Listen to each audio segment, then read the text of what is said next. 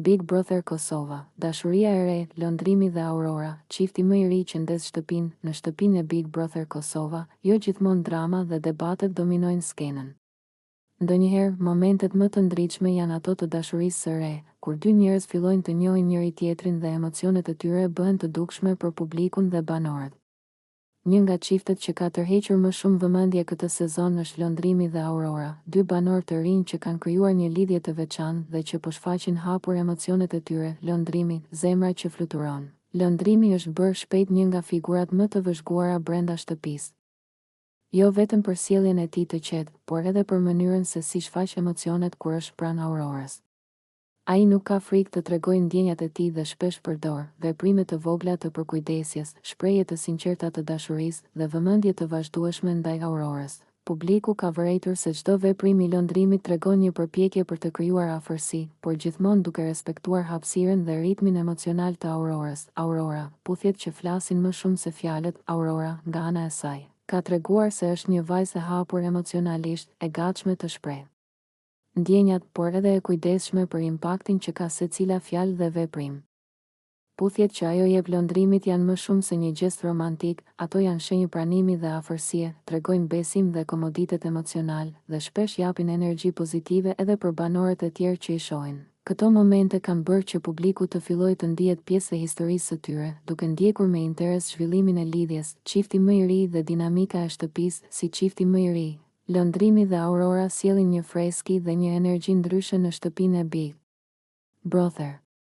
Për banorët e tjerë, ata janë shembull i hapjes emocionale, shenjë e pafajësisë dhe sinqeritetit dhe një faktor që ndonjëherë ndryshon atmosferën. Duke ulur tensionet e përditshme, kjo freski e bën çiftin të dallueshëm dhe ndihmon publikun të fokusohet jo vetëm te intriga, por edhe te emocionet njerëzore, maturia emocionale dhe ndërveprimet e para, edhe pse janë të rinj. Lëndrimi dhe Aurora kanë treguar një maturësi emocionale të habitshme. Ata e dinë kur të jenë të afërt dhe kur të mbajnë hapësirë personale, kur të shprehin ndjenjat dhe kur të përdorin heshtjen si mjet dhe si të ndërveprojnë para kamerave pa ndier presion. Kjo maturi e bën çiftin jo vetëm të dashur për publikun, por edhe një shembull se si mund të ndërtohet një lidhje brenda një ambienti të jashtëzakonshëm si Big Brother. Publiku dhe përfshirja emocionale, shikuesit e Big Brother Kosova janë tërhequr nga përkujdesi dhe respekti reciprok mes Lëndrimit dhe Aurorës. Ata nuk kanë nevojë për debate dramatike apo skena të tepruara për t'u bërë të dashur. Çifti ka arritur të krijojë simpati dhe empati, të tregojë se dashuria mund të jetë e thjeshtë dhe e pastër dhe të bëjë audiencën të presë me padurim çdo moment të ardhshëm. Momente të tilla i japin shtëpisë një dimension tjetër, ku dashuria nuk është strategji, por shprehje autentike emocionale. Simbolika e puthjeve dhe zemrës, puthjet e Aurorës dhe shprehjet e dashurisë nga Lëndrimi janë simbol i shprehjes emocionale brenda shtëpisë. Ato tregojnë besim dhe pranimin e ndjenjave, krijimin e afërsisë brenda një ambienti të vështirë, dhe mënyrën se si emocionet e sinqerta mund të ndikojnë pozitivisht tek të gjithë rreth tyre. Kjo është arsyeja pse publiku shpesh i kujton dhe i diskuton më gjatë se sa çdo skandal ose debat. Tensioni dhe balanca, edhe pse ata janë çifti më i ri, nuk mungojnë momentet e sfidës dhe tensionit.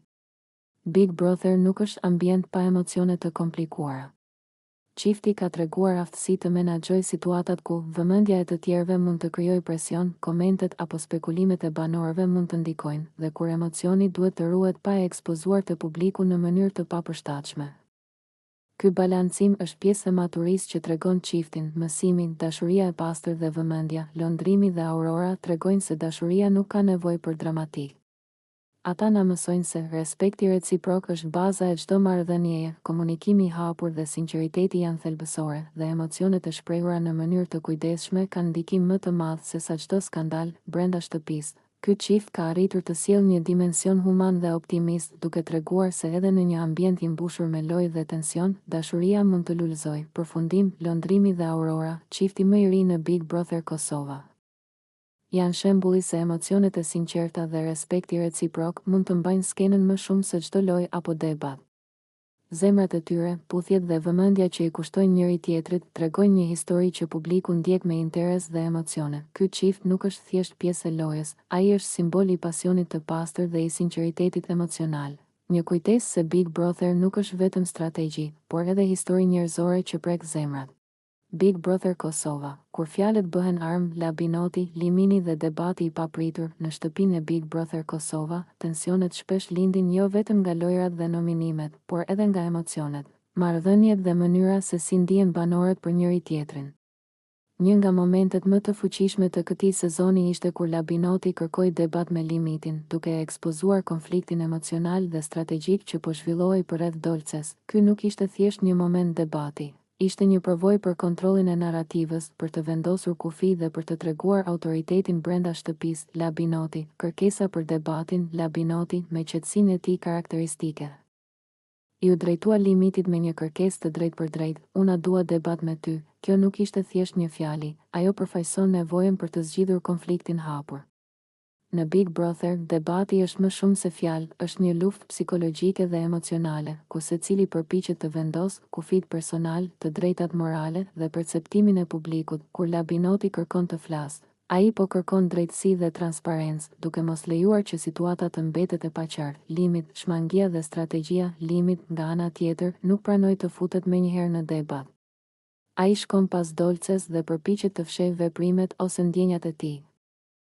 Një lëvizje që tregon dy gjëra: shmangia e konfrontimit direkt, përpjekja për të ruajtur kontrollin mbi narrativën e tij. Kjo lëvizje tregon se Limit përdor strategjinë e tërheqjes dhe manipulimit të hapësirës sociale, duke u përpjekur të ruajë pozicionin e tij emocional dhe social brenda shtëpisë. Konflikti verbal. Eksi jem ta mbyll gojen, lere ma una. Kur Limini thot, ti eksi jem ta mbyll gojen, lere ma una, ai nuk po flet vetëm për mbrojtjen personale. Ai po përpiqet të vendosë kufi, tregon dominancë verbale dhe përpiqet të shmangë debat të hapur që mund ta ekspozojë emocionalisht. Kjo fjali është shembulli klasik i mbrojtjes pasive-agresive. Nuk ka konflikt të hapur, por është qartë se ai nuk dëshiron të debatojë dhe preferon të imponojë heshtjen. Analizë psikologjike, presioni, dominimi dhe frika. Ky moment ka shumë shtresa psikologjike. Labinoti po kërkon drejtësi, qartësi dhe një debat që zbulon të vërtetën. Limit po përdor heshtjen dhe shmangjen si mbrojtje psikologjike, mënyrë për të ruajtur reputacionin dhe pozicionin brenda grupit, mënyrë për të kontrolluar perceptimin e publikut dhe të banorëve të tjerë. Në Big Brother, ky lloj konfrontimi tregon se pushteti dhe kontrolli nuk matet vetëm me lojë, por edhe me fjalë dhe heshtje. Dolce, faktori jashtëzakonshëm në tension. Dolce nuk është thjesht një banore pasive në këtë situatë. Ajo është faktor influencues. Prezenca e saj e bën Limitin të ndiejë nevojën për të fshehur veprimet. Mënyra se si ajo ndërvepron me banorët e tjerë shton tensionin. Labinoti përdor këtë situatë për të shprehur pakënaqësinë dhe për të kërkuar qartësi. Kështu, çdo lëvizje brenda shtëpisë ka efekt domino, ku një reagim i vogël mund të rrisë dramatikisht tensionin. Banorët e tjerë, spektatorë të presionit. Të gjithë banorët e tjerë u bën dëshmitar të këtij konflikti. Reagimet e tyre variuan, disa e mbështetën Labinotin për guximin dhe kërkesën për debat të hapur. Disa e pan Limitin si të mençur për shmangjen e konfrontimit, por njëkohësisht manipulues. Të tjerë u tërhoqën për të mos u përfshirë në konflikt. Ky moment është shembulli klasik i dinamikës sociale brenda shtëpisë, ku secili interpreton, gjykon dhe vendos strategji sipas perceptimeve personale. Publiku jashtë, emocion dhe interpretim. Jashtë shtëpisë, publiku vlerësoi situatën si një moment transparencë emocional, një test të karaktereve të banorëve, një shembull se si fjalët dhe veprimet ndikojnë në perceptimin publik. Shikuesit kuptojnë se Big Brother nuk është vetëm lojë strategjike, por edhe studim i marrëdhënieve njerëzore dhe indikimit të emocioneve të papërpunuara.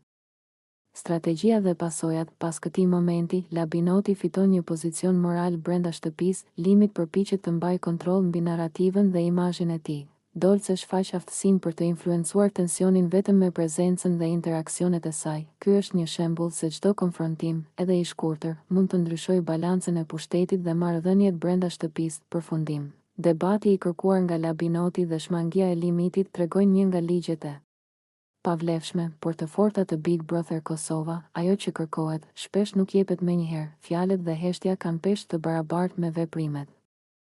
Çdo situatë mund të shndërrohet në moment psikologjik ku dominon kontrolli dhe perceptimi. Ky moment tregoi se lojtarët nuk përballen vetëm me lojën, por edhe me vetveten dhe mënyrën si të tjerët i shohin. Dhe ndonjëherë, ajo që duket e thjeshtë, kërkesa për debat, mund të bëhet çelësi i të kuptuarit të pushtetit, frikës dhe respektit brenda shtëpisë. Big Brother Kosova, kur fjalët shpërthejnë hygërta, limini dhe konfrontimi që tronditi shtëpinë në Big Brother Kosova, shpesh nuk janë vetëm lojrat, nominimet apo intriga që krijojnë tension. Ndonjëherë, ajo që trondit shtëpinë më shumë janë fjalët e drejtpërdrejta, të thëna nga dikush që ndjen tradhti, shgënjim apo inat.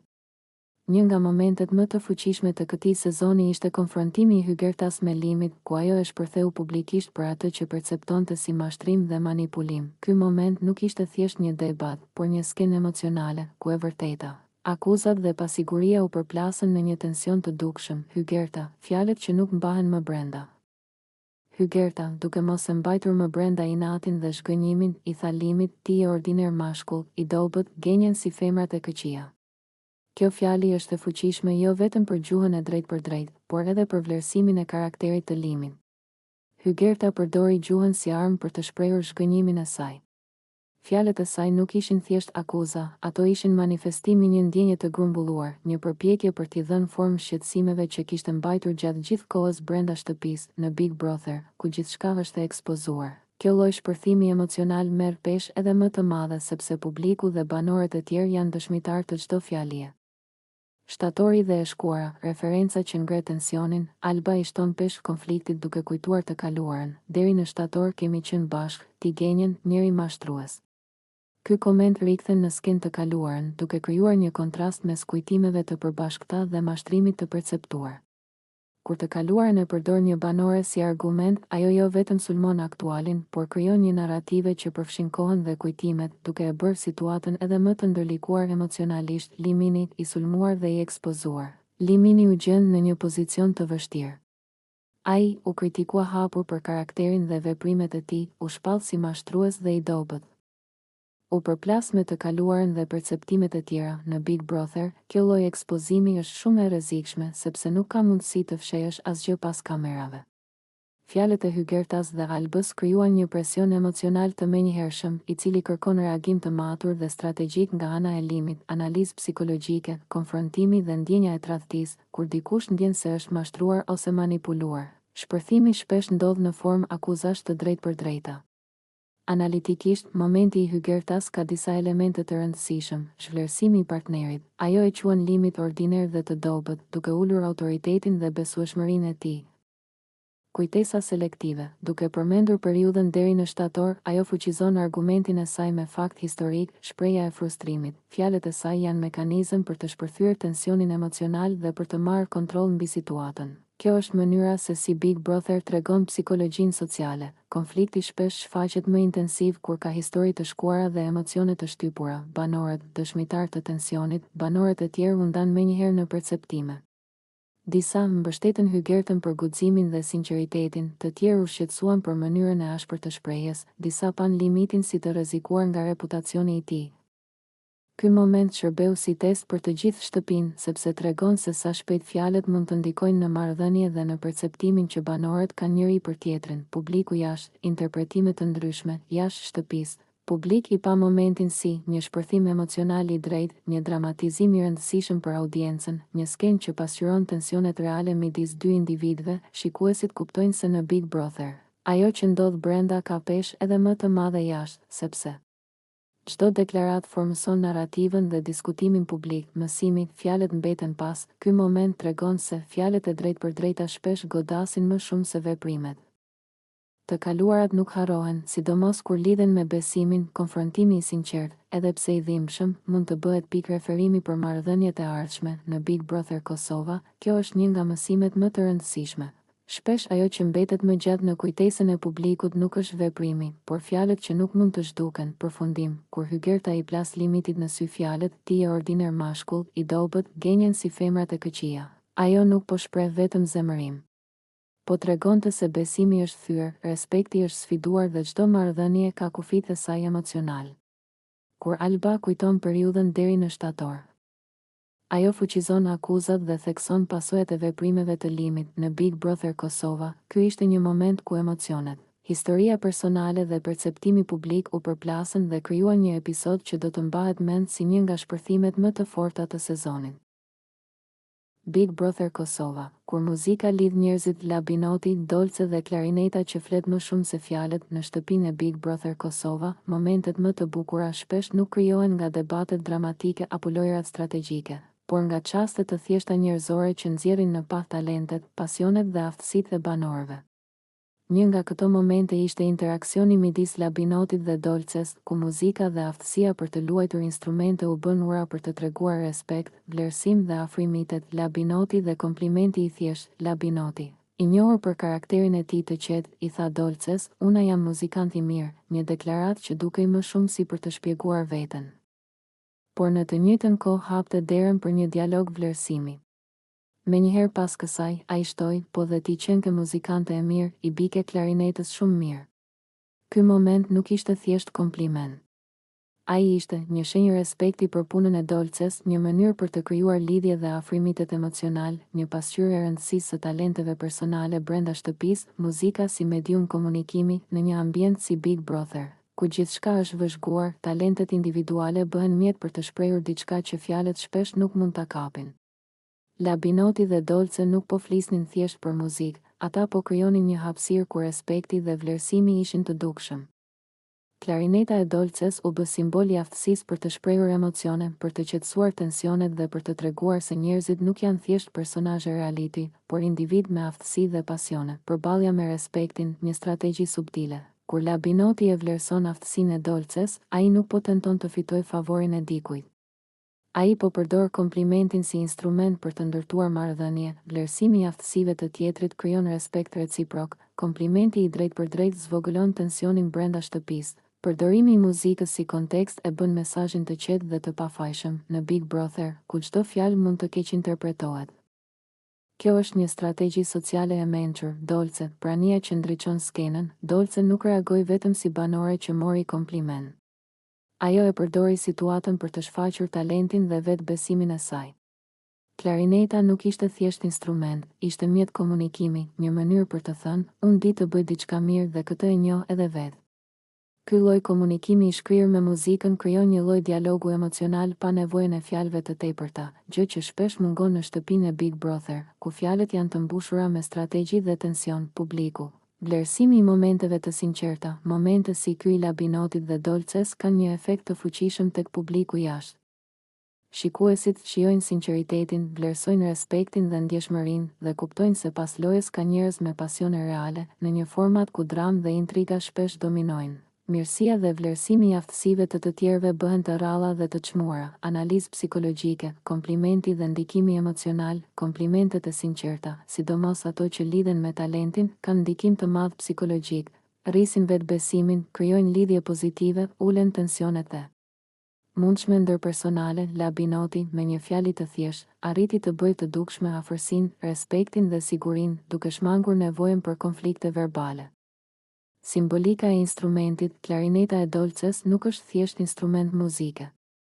Në këtë kontekst, ajo simbolizon aftësinë për të shprehur ndjenja pa fjalë, harmoninë që mund të krijohet mes banorëve, një mënyrë për të treguar se brenda shtëpisë ka më shumë se sa intrigë dhe strategji. Ky moment i thjesht tregon se, pavarësisht konfliktit, tensionit dhe lojrave, talenti dhe respekti mund të krijojnë ura lidhjeje, një episod që bën diferencën. Ndërsa ditët dhe episodet e tjera janë të mbushura me debate dhe strategji, ky moment i muzikës krijoi atmosferë qetësie, tregoi një lidhje të natyrshme mes dy banorëve. Dhe i dha shikuesit një frymë optimizmi. Ka edhe momente të bukura në një shtëpi të mbushur me drama. Kjo është arsyeja pse audienca shpesh i kujton këto çaste më gjatë se çdo skandal. Përfundim. Labinoti, duke vlerësuar aftësinë e dolces me klarinetën, nuk bëri vetëm një kompliment. Ai tregoi respekt, aftësi për të lidhur marrëdhënie dhe njohuri se si fjalët e thjeshta mund të jenë më të fuqishme se dramat më të mëdha. Dolce, nga ana e saj, tregoi se talenti është një gjuhë universale që mund të thyejë tensionet dhe të krijojë afërsi mes njerëzve. Në Big Brother Kosova, ky ishte një nga momentet që publiku i mbajti mend më gjatë, jo për intrigë, jo për lojë, por për bukurinë e sinqeritetit dhe të talentit. Big Brother Kosova, fjalët pas daljes, Alba, Dolce dhe hija e deklaratave që nuk mbyllen me finalen. Në Big Brother Kosova, historia nuk përfundon kur dikush del nga shtëpia. Përkundrazi, shpesh atëherë fillon kapitulli më i ndërlikuar, ai i deklaratave, i keqkuptimeve dhe i fjalëve që jetojnë jashtë kamerave. Një nga temat që ndezi debat ishte ideja se Alba, pasi të dalë jashtë, do të përballet me të vërteta të pathëna, se Dolce do t'ia tregojë qefin dhe se fjalë të forta përmendin vende të largëta, udhëtime. Dhe një krenari që nuk pranon të shuhet lehtë pas daljes nga shtëpia, kur realiteti ndryshon rregullat brenda shtëpisë, çdo gjë filtrohet nga rregullat. Kamerat dhe kufit. Jashtë, fjalët marrin peshë tjetër. Alba, si shumë ish banor, do të përballet me pamjet e ritransmetuara, interpretimet e publikut dhe rrëfimet e të tjerëve. Kjo është faza ku emocionet rishkruhen dhe ku e shkuara rishikohet me sy të rinj, Dolce dhe tregimi i qefit. Çfarë nënkupton realisht kur thuhet se Dolce do t'ia tregojë qefin Albës? Kjo nuk ka të bëjë domosdoshmërisht me përballje direkte. Shpesh në Big Brother, kjo shprehje nënkupton nxjerrje të së vërtetës sipas këndvështrimit personal, sqarime publike ose thjesht vendosje të kufive. Dolce njihet për mënyrën e drejtpërdrejtë të komunikimit. Jashtë shtëpisë, kjo drejtpërdrejtësi mund të marrë formë intervistash, postimesh apo deklaratash që synojnë të sqarojnë pozicionin e saj, jo të ndezin konflikt. Alba përballë narrativave të reja për Albën. Momenti i daljes është edhe moment reflektimi. Ajo do të duhet të përballet me çfarë është thënë për të, çfarë është interpretuar gabim dhe çfarë ka mbetur e paqartë. Kjo është sfida e vërtetë, të ruash qetësinë dhe identitetin kur versionet e historisë shumë fishohen. Fjalët e forta dhe emocionet e papërpunuara, deklarata si po shkojnë në kinema udhëtime, kanë për ta gjetur shpesh nuk janë përkthim literal. Ato janë shprehje figurative të xhelozisë, mënyra për të treguar se një histori nuk është mbyllur emocionalisht, ose thjesht reagim impulsiv në kulm emocionesh. Në analizë, këto fjali tregojnë pasiguri dhe krenari të lënduar. Jo plane reale veprimi, publiku dhe keqleximi i toneve. Publiku shpesh i lexon këto fjali me sy sensacional. Por në thelb, ato janë shprehje emocionale, të thëna në nxehtësi, që kërkojnë kontekst. Big Brother krijon situata ku fjalët e mëdha thuhen shpejt, por kuptohen vonë. Xhelozia si produkt i vëmendjes. Xhelozia në këtë format nuk lind vetëm nga ndjenjat, por nga vëmendja publike. Kur emrat përmenden, kur klikimet rriten, emocionet intensifikohen. Alba dhe Dolce bëhen jo vetëm persona, por simbolik narrativesh. Roli i mediave, pasqyra që shtrembëron, pas daljes, mediat nxjerrin tituj, fokusohen te frazat më të forta dhe lënë në hije nuancat. Kjo e bën edhe më të rëndësishme mënyrën se si ish banorët zgjedhin të flasin.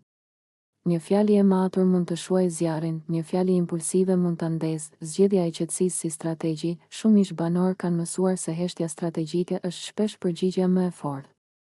Alba, nëse zgjedh qetësinë, ruan imazhin, shmang për shkallëzimin dhe i lë faktet të flasin.